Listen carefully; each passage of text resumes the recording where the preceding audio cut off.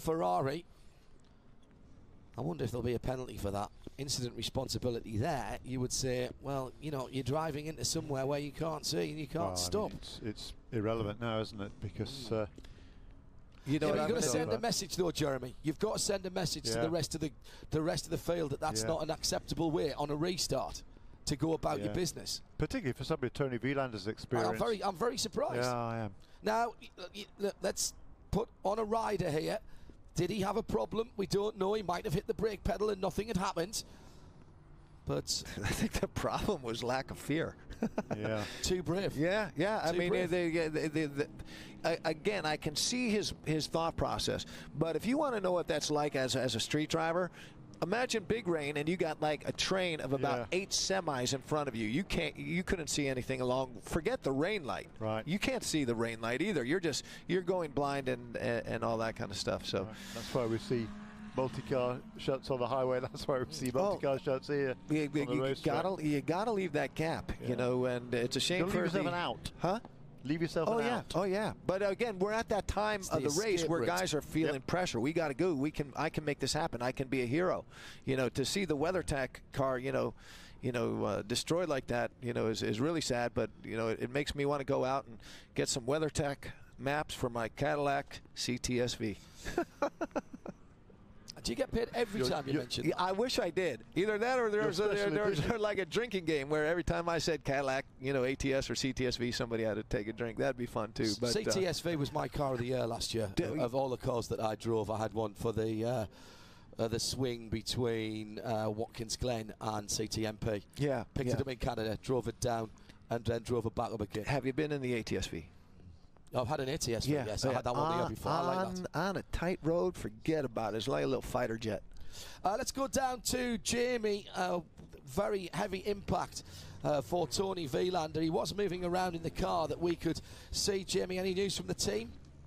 Well, you were asking the question, maybe he had a brake issue, maybe he went to the pedal. He did not say anything. I checked in with Joe LaJoy, the engineer for the Scuderia Corsa team, and he said that he didn't say anything on the radio. They don't think that they had any problems, but if you saw the in-car, and I know you saw it up in the booth, he really just didn't have any visibility in front of him. No, nothing at all. Thank you. Thank you, Jamie. True. Some things happen in racing. Brake failures are rare. Really rare. You're more likely to have a stuck throttle because you pick something up, but not that it doesn't happen. I was talking the other day in a different environment about just how much the ABS systems on race cars have come on. Way back in the early days of the Porsche 996, the first water-cooled car, that was the first and I think the only time for one season that the Cup cars had ABS, and it was fairly rudimentary in those days, John. Yeah. And when I got to drive a car at Brands Hatch, and I was talking to one of the guys, ABS, I've never driven a race car with ABS.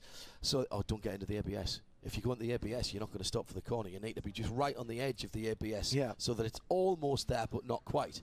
So then I never drove another race car with ABS for years and years and years, and I get into a GT3 Aston Martin at Monte Blanco, and the guy who's throwing me in the car and strapping me in says, okay, ABS, you okay with that? You know how it works on a race car? Yeah, you don't get into it. No, he says. You absolutely nail the pedal, and that little blue light there, if that isn't flashing 90 to the dozen, you're not pressing the brake hard enough and late enough. Right, okay. So I go out and I'm hitting this brake pedal, and there's not even any chatter on the brake pedal anymore. You can't feel it through the steering wheel. It's worlds apart. Again, and that's racing, okay? Improving on it. We've got to make the system better and all that kind of stuff. Now, the plus side to ABS is that you can stop in a shorter distance. You can stop and turn. I always taught always be steering in ABS. You can keep turning the steering. That's the big advantage. Race-wise, where it stinks is that in racing we are trained, fight your skid to 90 degrees. Up till 90 degrees, perpendicular to your line, you got a chance. But at that point that's when you lock it down. If you do it right, your car continues in the line around the corner. With ABS, the computers go wacky. So you can no longer use the brakes to control the direction of your car, whereas back in the day when men were men, you could actually, direct your car and a spin by utilizing the brakes. We saw an example of that absolutely yesterday when Ryan Eversley nailed whoever it was over there in turn 6. He was on the ABS and had nothing there was left nothing to he do. could do about it at that stage. Yeah. Some of the GT4 systems not quite as sophisticated, and you do have to be careful you don't get what they call an ice pedal, where you go so hard on the system. They're more like a road car system, and road car systems aren't built to run with slick racing tyres. And what happens is you hit it and you think you're going to get the ABS and nothing, and you have to come off and go back on again, which is massively counterintuitive, of course, as you're careering towards the back of a Porsche who's just jacked up in front of you. Think about being that kid that you wanted to sit next to in high school so you could also get an A by peeking over, you know. But how do you get ABS to work when now all of a sudden the car's going backwards and the sensors are going in a complete different direction? So a lot of times they'll just release. Anyway, Scott Pugh says, by the way, the Johnny O'Connell Cadillac Mentions game is really a thing. He says, I'm as drunk as anything because of it right now. That, been listening in for the last few hours. Anything we can do for the Irish. I know, absolutely. Thank you, Scott. At IMSA Radio, and the hashtag is IMSA50. And don't forget, at the end of the race, the checkered flag signifies the end of the race, but only the start of the conversation. Our Michelin post-race tech show will round up the action from the last 24 hours or thereabouts, and we'll also be looking, that may take us into Wednesday. We'll be looking for your nominations for the Spirit of the Race Award as well. Use the hashtag DISSOTR, DISSOTR for Daytona International Speedway Spirit of the Race, and at IMSA Radio, please. When we go green, we are going to see some killer stuff, because you got 2 Cadillacs and Acura, super tight in DPI. Okay, the LMP2 category, a little bit not as tight, but you go to GT Le Mans and you've got the Ford, the Porsche, the Ferrari, and the BMW all on the same lap. This is going to be awesome. And then, of course, get into GTD. You know what? It's anybody's game. 10 cars. The safety car lights are out. Right, everybody. Shall we try again? 2 hours, 22 minutes and 22 seconds on the clock when I looked up there in the middle of our monitor. The IMSA 50th anniversary season is well underway. It's the 57th running of the Rolex 24 Hours of Daytona, and that beautiful heritage livery on the Audi safety car is coming back down. It'll drop to the apron as it comes into the tri-oval. And good to see that Felipe Nasser is leaving the safety car a long space, because the last couple of restarts... It's been tight. Yes. And now they go. Nasser on the throttle, gets a good jump, heads down to the inside of the tri-oval. It's not quite on the yellow line, maybe a car and a half's width between him and the yellow line. Down into turn 1, the leader's got a good jump, it's a comfortable jump. Now he's got to pick his braking point, but the battles are on behind him. Once again, it's side by side in GT-LM, and Lawrence Van Tour and Richard Westbrook were trading pin from the door handles. Meantime, the leaders going through the S's. Big twitch by the leader in that 31 car, hasn't got the pressure and temperature in the Michelin wet weather tyres, goes for the long run, the rim shot, as Johnny O's been calling it, round the outside. Fernando Alonso hasn't got his car up to pace either yet, and Alexander Rossi in 3rd position is sitting there watching 2 balls of spray in front of him, because that's all he can see. He cannot see the cars in front of him. And you want to run where the guy is running in front of you, but you can't see, so you got to peek your, poke out a little bit. So, if you're behind him, you've got grip. If you poke out a little bit, you have less grip. It's a huge advantage right now to be in front. Guy in front goes off, you can follow him off by just following his wheel tracks if you're not careful. You've got to really keep your wits about you through turn 6 onto the speedway section of the course. See that car twitch as he put the throttle. Unbelievable. These guys, these are millimetre corrections on the throttle, on the steering and on the brakes, Johnny. Easier right now to be Alonso. Okay, you let Nasser be your crash test dummy, find out where the slippery parts are, and then you adjust your game. You find your rhythm and then start tracking. Being the lead guy in this type of situation is hard, because you don't, how deep can I go? Yeah. How much momentum, how deep's that puddle? Huge sideways moment for the leader as he came through the middle section of the bus stop. Looked like he was rally crossing that car for a moment. We got through the biggest stars of the race for me. Felipe Nasser, Fernando Alonso and Alexander Rossi in the top 3 cars, separated by just a second or so. And just over 2 hours to run before the checkered flag comes out and the Rolex Daytonas get polished and handed out. Now here comes our leader through the tri-oval. The huge line of split. Didn't Nasser race Formula One? Oh, yeah. Yeah, so now think about what's going through his mind. He's thinking, hey, I should have been. Oh, but he went in too deep. He went in too deep. He's off at turn 1. He's lost a lot of time, got a little bit greedy. He's thinking this is my chance to also show the F1 people, hey, I'm still in the game. We got somebody else flying off in one. Again, it's the 5 car. It's the 5. That's Joao Barbosa. He's gathered it all up. The Mustang sampling car doing the right-hand turn. Did somebody else get in? Oh, big spin right alongside. It was the 54. That was Loic Duval, who was spinning right towards a recovering Joao Barbosa. Turn 1 again is the bogey area. If you get offline there, you're in big trouble because it's inches deep in water. Now a spin for the 47 at the same point. That's the Lamborghini, and he's facing 3/4 of the wrong direction, and that is the Pavlovich-driven car.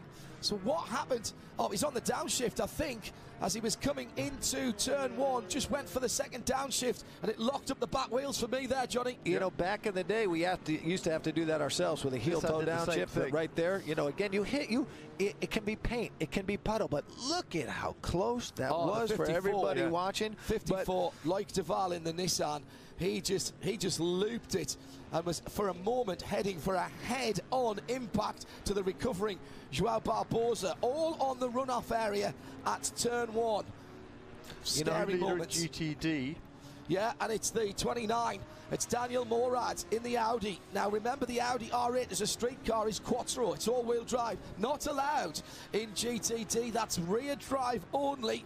And Daniel Morad has fought his way past Matt Campbell and is up into the lead for Monteplas by Land, the 29 car with the green lights. Off is the remaining JDC Miller Motorsport car at the bus stop, and that was Devon DiFrancesco. He's managed to get the car pointing in the right direction. Is there damage to the rear suspension? Now he's got to work out how to get back on the track, and he's going grass tracking as well through a huge puddle. I hope somebody got that as a picture, as he sprays water, mud and everything all over the place. Alonso just went so far outside the line in turn 1, and I'm thinking, man, is he being cagey and trying to find grip out there? But they're I think they're surviving. That was and it's going to be one more lap before they get any heat in the tyres. We've seen this 3 to 3.5 laps before they come up after the restart. Morad is off. Ferrari following him off there was Jeff's which of the Ferraris was that? That would be Collado. That was Collado, and Westbrook in there as well. Yeah, absolutely. Westy right now, I think, is running about 1.5 seconds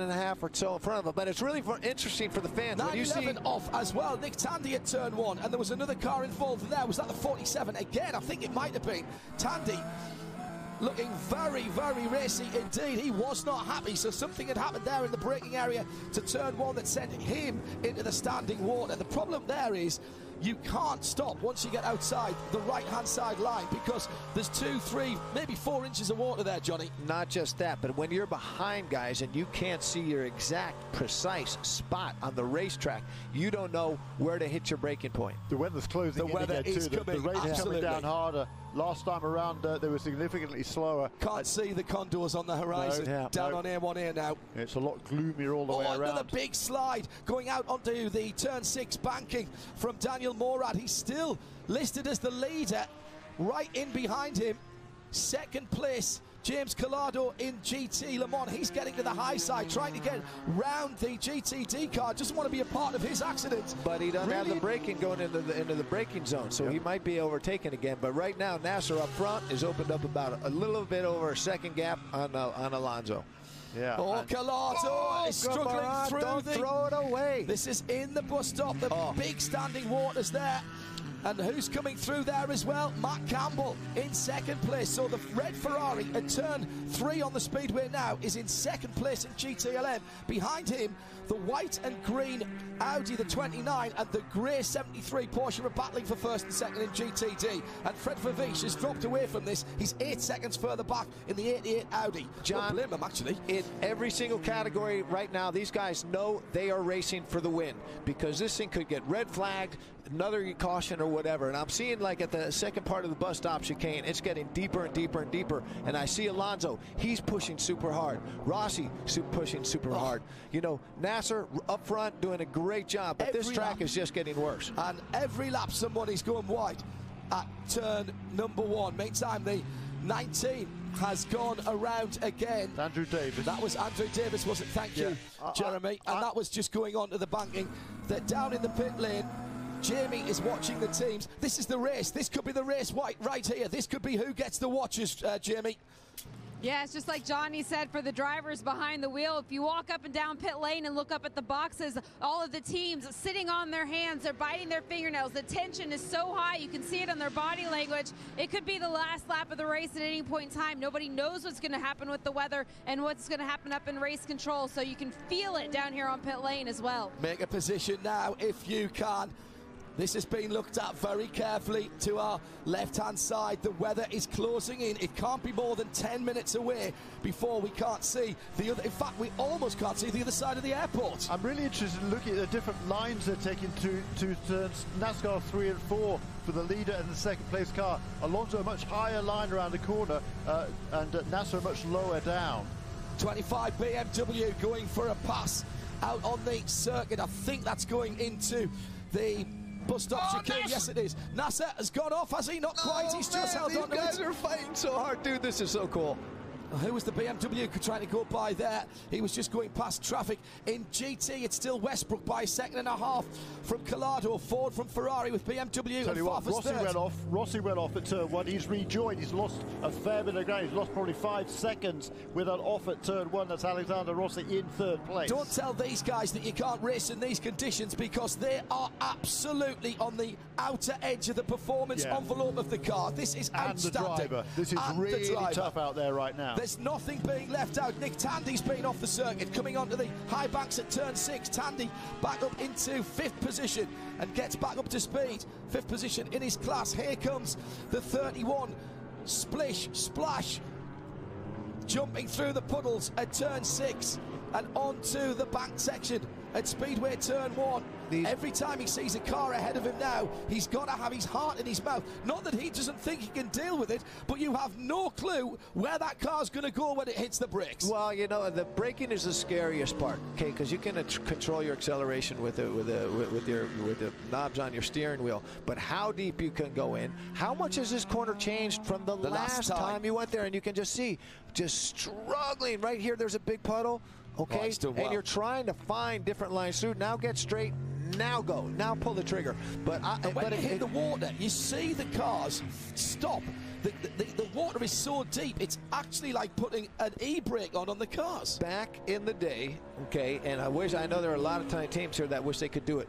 Teams would have tire groovers, and you could open up the grooves in your tire to get more wet. So and that's kind of the situation that we would find ourselves in right now if you're running a team, is, you know, open up your grooves a little bit. Matt Ludvigsen has just won the internet. This is the tweet of the week so far.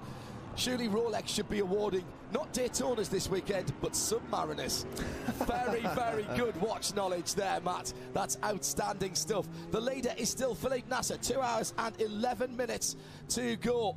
And it's Fernando Alonso now 2.4 seconds behind. That was a great last lap by Felipe Nasser. And has that broken the resolve of the Spaniard? Absolutely not. No chance. Rossi, though, dropped 11 seconds to the guys ahead of him on that last lap. Yeah, and that was all down turn 1. Oh, big locker by Alonso. Has to cadence brake. The left front wheels absolutely locked as he went through to the west hairpin. But in our Porsche keys to the race, we said, don't panic. It was awesome car control. He was locked up. He did that thing that's counterintuitive, off the brakes and then back on again. 66 Ford has a problem. And the leader in GTD has had a spin. The 29, that's Daniel Morad. Now, that's turn 1 as well. Can he get that turned around and pointing in the right direction? He's lost the position. Through has got Lucas Stoltz in the 33 Mercedes. He's had to get reversed a couple of times, and he drops back in. But I think he's dropped in behind Christian Engelhardt. He certainly lost the lead, and through goes Lucas Stoltz. And there's another car off down there, and I can't even identify it. The spray is so thick. It's one of the Mercedes. and it actually outdrags a prototype coming back on.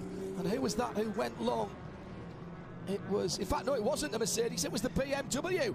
It was Augusto Farfus. Okay. Frederick Vervisch had an off on that last lap as well. He dropped several positions, a couple of positions in GTD. It's a bit easier to say who didn't have an off. Well, that's true. Last time around. It's What got a all of a job sudden got Nasser is doing. very, He's very extending serious. his lead now. Under 2 minutes. Under 2 minutes. Oh, but for he's Nasser. struggling to get through. I mean, catch after catch after catch.